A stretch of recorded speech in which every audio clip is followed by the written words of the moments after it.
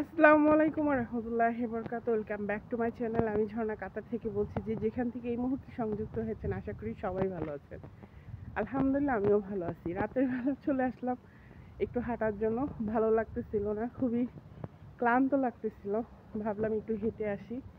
আর এখন বাজে হচ্ছে রাতের 7টা বাজে। তো আমি বের হয়ে গেছি একটু ঘুরে আসি।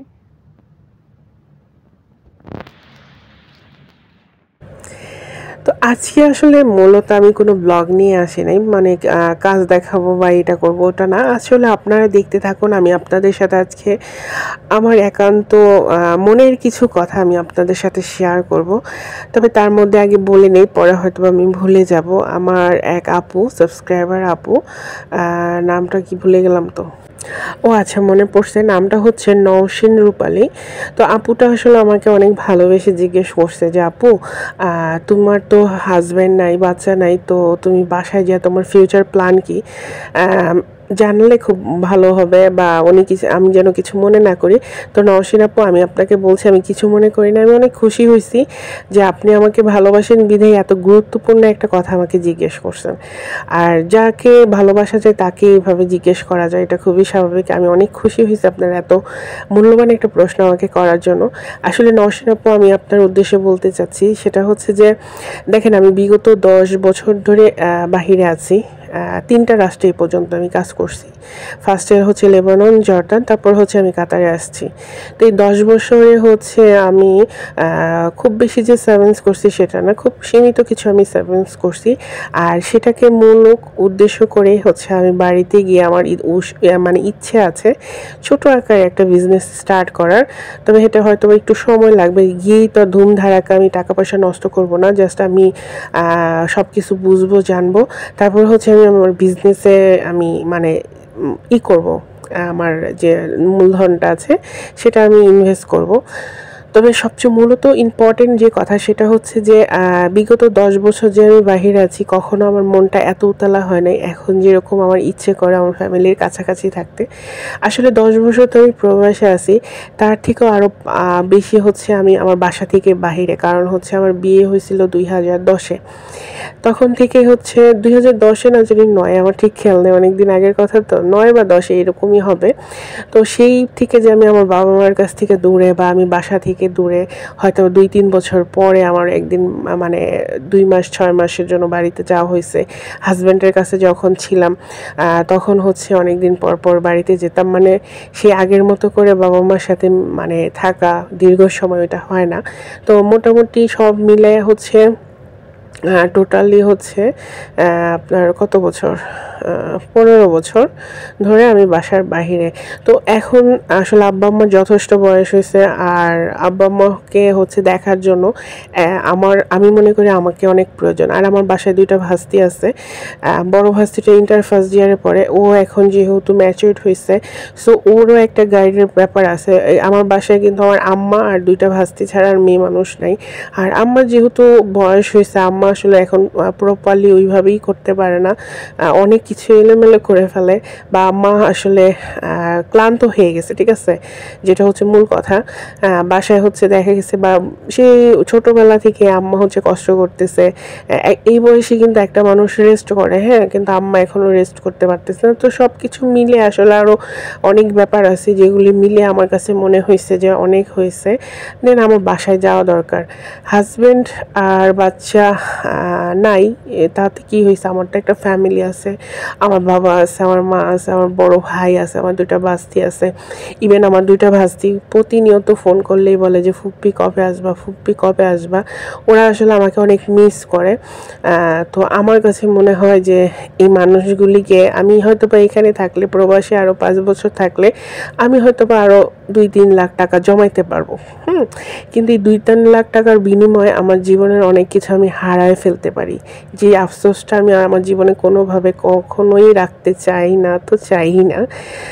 তো আমার ফিউচার প্ল্যানটা হচ্ছে এরকম যে আমি এই কাতারে 10 বছরে যা শিখেছি মানে রান্নার যে ব্যাপারগুলি, তো সেটাকে ঘিরেই আমার কিছু একটা করার ইচ্ছা আছে। আমি যেহেতু রান্নার কাজগুলি এখানে বেশি করছি, আর কিছু রান্না আছে যেটা আরবরাই আসলে খায় বা আরবরা পছন্দ করে। এখন কিন্তু আমাদের বাংলাদেশে অনেক আরাবিয়ান রেস্টুরেন্ট খুলছে, যেগুলি নাকি হচ্ছে আমরা যারা বাঙালি সাধারণ জনগণ আছি আরব আরব রেস্টুরেন্টে গিয়ে খেতে পছন্দ করি, এবং বেশ মানে হাই প্রাইসের খাবার কিন্তু।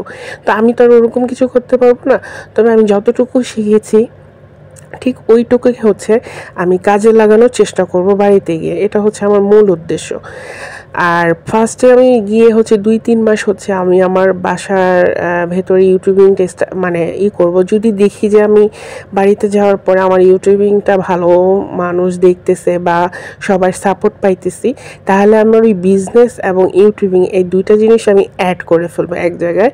দেন করে তারপর হচ্ছে আমি কিছু করার ইচ্ছে আছে। আলহামদুলিল্লাহ আমি বসে থাকবো না বাড়িতে, কিছু তো করবোই, ডেফিনেটলি করব। এটা হচ্ছে প্রথম কথা। আর ওই যে দ্বিতীয় কথা বললাম, আমি আমার ফ্যামিলিকে অনেক মিস করতেছি। এখন আমি চাচ্ছি যে আমি যে কতদিন বাঁচি এই দুনিয়াতে, আমি যেন আমার ফ্যামিলির পাশাপাশি থাকতে পারি। আর প্রবাস না অনেক হয়েছে আলহামদুলিল্লাহ। আসলে মানুষ যতদিন বেঁচে থাকবেন ততদিন কিন্তু টাকার প্রয়োজনটা আপনার থাকবেই। এটা কিন্তু কখনো শেষ হবে না। যার 1 লাখ আছে সে ভাবে কি আমার আরও 1 লাখ হলে ভালো হইতো, যার 2 লাখ আছে সেভাবে আমার আরও 2 লাখ হইলে ভালো হইতো। তো এটাকে আসলে সীমিত করে নিয়ে আসতে হবে। টাকার মধ্যে কখনোই সুখ নাই। হ্যাঁ, টাকা মানুষের জীবনে প্রয়োজন আছে, প্রয়োজনে টাকা, বাট টাকা কখনো সুখ দেয় না। যেমন গতকাল রাতে আমার খুব কাছের একজন মানুষ মারা গেছে। আমার আমার আগের ব্লগে অনেকেই দেখছেন, আমার একটা বান্ধবী আছে আমার মতোই, স্বাস্থ্য একটু ভালো, কণা। তো ওর হচ্ছে বড় মা গতকালকে রাতে মারা গেছে। তো ওইটা আমি আসলে ভাবলাম যে আমরা যে এত টাকা টাকা করি, এত ধন সম্পদের জন্য পাগল হয়ে যাই, ভাই ভাইকে একটুখানি সম্পদের জন্য ছাড়ি না, বা বোন বোনকে ছাড়ি না। মানে সম্পদ সম্পদ আর সম্পদ, ভাই বোনের মধ্যে দ্বন্দ্ব, বাবা বাবা ছেলের মধ্যে দ্বন্দ্ব, মানে অদ্ভুত লাগে মাঝে মাঝে ভাবলে। অথচ এই যে কালকে যে খালাম্মাটা মারা গেল, আমি যদি তার কথা বলি শেষ হবে না। তাদের এত সম্পদ আমাদের এলাকায়। সে দীর্ঘ 17 বছর তার হাজব্যান্ড হচ্ছে চেয়ারম্যান ছিল, এবং আমাদের এলাকায় খুব প্রভাবশালী লোক তারা। তাদের বাড়ি 3 তলা বাড়ি, এবং তার যে রুম, সেই রুমের মধ্যে এসিও আছে। তো সে কালকে সে কিন্তু সুস্থ মানুষ, গরমের এত বেশি তীব্র গরম ছিল, গরমের কারণে তার বাসার পেছনে হচ্ছে অনেক জঙ্গল আছে। আমাদের এখানে তো এখনো গ্রামের মতো একটা ব্যাপার। তো ওইখানে একটা তেঁতুল গাছ ছিল, সেখানে যে সে নাকি বসে থাকা অবস্থায় হয়তো স্ট্রোক করছে, সে উপুত হয়ে পড়ে আছে দক্ষিণ দিকে। তো ওই বাসারই একটা ছোট ছেলের নাতি হয় তাদের সম্পর্কে, সে আবার কি করছে, ভিডিও করে মানে দেখাইতে গেছে ওর দাদিকে, যে দাদি দেখো বড় দাদু হইছে দক্ষিণ দিকে নামাজ পড়তেছে, দক্ষিণ দিকে সেজদা দিয়ে নামাজ পড়তেছে। তো ছোট বাচ্চা তো, সে বুঝে নাই, সে আবার ভিডিও করে নিয়ে মানে দেখাইতেছে। যখন এটা দেখছে, দৌড়ে সবাই আইসা দেখে যে ওই গাছের নিচে সে হচ্ছে উপুত হয়ে পড়ে আছে, সেজদার মতো করে আর কি, ঠিক আছে। তো সবাই ধরাধরি করে হসপিটালে নিয়েছে, পরে বলে যে উনি অনেক আগেই মারা গেছে। তো আমি চিন্তা করলাম যে দেখেন তার কত সম্পদ, সে হচ্ছে গুলশানের, তার বাপের বাড়ি, ভাইদের বাড়ি গুলশানের স্থানীয় মেয়ে, তার স্বামী হচ্ছে চেয়ারম্যান ছিল, আমাদের এলাকার মানে বিশাল প্রভাবশালী তারা। অথচ তার মৃত্যু কোথায় হয়েছে, একটা তেঁতুল গাছের নিচে হয়েছে, মাটিতে। অথচ তার কত বড় বাড়ি, তার হচ্ছে ঘরে এসি আছে, সব কিছু আছে, তাদের এমন কিছু নাই যে নাই। অথচ আল্লাহ পাক তার মৃত্যু লিখে রাখছে একটা তেঁতুল গাছের নিচে। তো এই সম্পদেরও কোনো লাভ নেই। অথচ তার জন্য আমার কিন্তু খুবই মায়া লাগছে। আমার সাথে তার খুব ভালো সম্পর্ক, এবং সে আমাকে অনেক আদর করতো। আমার খুবই কষ্ট হয়েছে যে আর কয়েকটা দিন এর জন্য আমি তাকে দেখতে পারলাম না। আমার খুব খারাপ লাগছে। যাই হোক, আল্লাহর জিনিস আল্লাহ নিয়ে গেছে, আল্লাহই ভালো জানে কাকে কখন নিয়ে যাবে। তো এই সব কিছু মিলায় দেখেন, আমি হয়তো বা এখানে থাকলে হয়তো বা টাকা কামাইতে পারবো, কিন্তু বাবা মা বাবা মার যে শেষ সময়টুকু আমার সাথে যে মানে আমি কাটাইতে চাই বা আমার বাবা মার পাশে থাকতে চাই, ওই জিনিসটা হয়তো বা নাও হইতে পারে। তো আমার কাছে মনে হয়েছে টাকার চেয়ে বেশি মূল্যবান হচ্ছে ভালোবাসা, আর ফ্যামিলির ভালোবাসাটা আমার এখন খুব প্রয়োজন।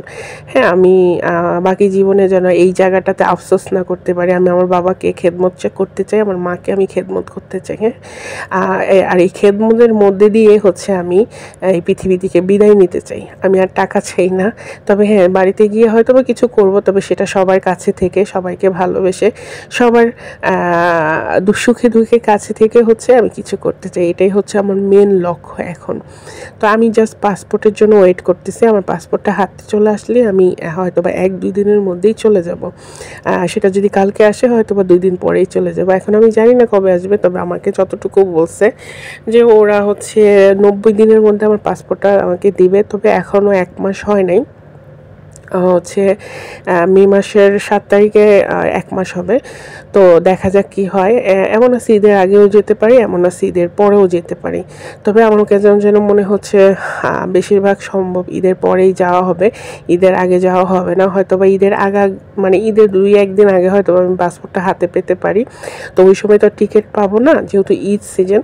তো হয়তো বা ঈদের 1 সপ্তাহ পরে আমার চলে যাওয়া হইতে পারে। তবে সবাই আপনারা দোয়া রাখবেন আমি যেন আমার উদ্দেশ্য নিয়ে বাংলাদেশে গিয়ে সুন্দরভাবে চলতে পারি এবং সবাইকে নিয়ে যেন ভালো থাকতে পারি, আল্লাহ ভরসা। তবে হ্যাঁ, যে কোনো কিছুতে নতুন করে শুরু করতে গেলে হয়তো বা ফার্স্টের দিকে একটু ঝামেলায় আমি পড়বো, একটু আমার প্রবলেম হবে। তবে ইনশাল্লাহ আমি উঠে যাব। আমি সবসময় যত বড় প্রবলেমই হয়েছে আল্লাহ আমাকে উঠাই দিছে। আর আমার চেষ্টা ছিল, ওই যে আমাদের এক ভাই আছে না, এমপি ভাই সিলেটের, সুমন ভাই বলে না, ঘাম কখনো প্রতারণা করে না। তো আমি সবসময় বিশ্বাস করি, আমি যদি কষ্ট করি, আমি যদি সৎভাবে চেষ্টা করি, ইনশাআল্লাহ হয়তো বা সময় লাগবে, কিন্তু আমাকে আমি ঠকবো না ইনশাআল্লাহ, আমি পারবো। এটা আমার নিজের প্রতি আমার বিশ্বাস, ঠিক আছে? আর বাকিটা আল্লাহ পাকের ইচ্ছা। তো আজকে ব্লগটা আর বেশি বড় করব না, অনেক কথাই বলে ফেলছি। আর শেষমেশে যে বিড়ালকে দেখাচ্ছি, এদের গরমের চোটে এরা কীভাবে শুয়ে আছে। তা আমি এখানে বসেছিলাম, বাহিরে একটু হালকা হালকা বাতাস লাগে, তো বসেছিলাম। তো দেখেন এক একজন মানে চিৎপটাং হয়ে শুয়ে রয়েছে। আসলে বাংলাদেশে ফোন করলেই শুধু শুনি গরম আর গরম। আজকে কিন্তু আমাদের কাতারে প্রচুর বৃষ্টি হয়েছে। কাতারের জীবনে এই টাইমে কখনোই বৃষ্টি হয় না, কিন্তু আল্লাহর কি অশেষ রহমত, কাতারে প্রচুর বৃষ্টি হয়েছে। গতকাল রাত থেকে বৃষ্টি হচ্ছে। তো এটাই আসলে আল্লাহর অশেষ লীলা খেলা। যেখানে বৃষ্টি দরকার সেখানে বৃষ্টি হচ্ছে না, আর যেখানে বৃষ্টি দরকার না সেখানে রাত থেকে বৃষ্টি হচ্ছে। তো এই 2জন বোন হচ্ছে সুন্দর করে, ওরা কিন্তু 2 বোন। খুব ভালো লাগে ওদেরকে দেখতে আমার, আর ওদের জন্য আমার খুব মায়াও হয়। তো যাই হোক, বাংলাদেশেও নাকি 3 তারিখ না যে 2 তারিখ থেকে শুনলাম যে বৃষ্টি হবে। তবে আমি আল্লাহর কাছে দোয়া করি, মানুষের অনেক বেশি কষ্ট হচ্ছে, যেন বৃষ্টিটা তাড়াতাড়ি হয়ে যায়, সবাই যেন একটু স্বস্তি পায়। আর মানুষ খুব অসুস্থ হয়ে যাচ্ছে এরকম অবস্থাতে। তো আর বেশি কথা বলবো না, সবাই ভালো থাকবেন, সুস্থ থাকবেন। ও আরেকটা কথা, যদি ব্লগটি ভালো লেগে থাকে লাইক কমেন্ট শেয়ার করে দিবেন এবং সাবস্ক্রাইব করে দিবেন। তো আজকের মতো আপনারা সবাই ভালো থাকবেন, সুস্থ থাকবেন, আমার জন্য দোয়া করবেন। আল্লাহর রহমতে আমিও আপনাদের জন্য দোয়া করি, অবশ্যই অনেক বেশি দোয়া করি। আল্লাহ সবাইকে ভালো রাখুক, সুস্থ রাখুক। তো আজকের মতো এখানেই শেষ করছি। আল্লাহ হাফেজ। আসসালামু আলাইকুম ওয়া রাহমাতুল্লাহি ওয়া বারাকাতুহু।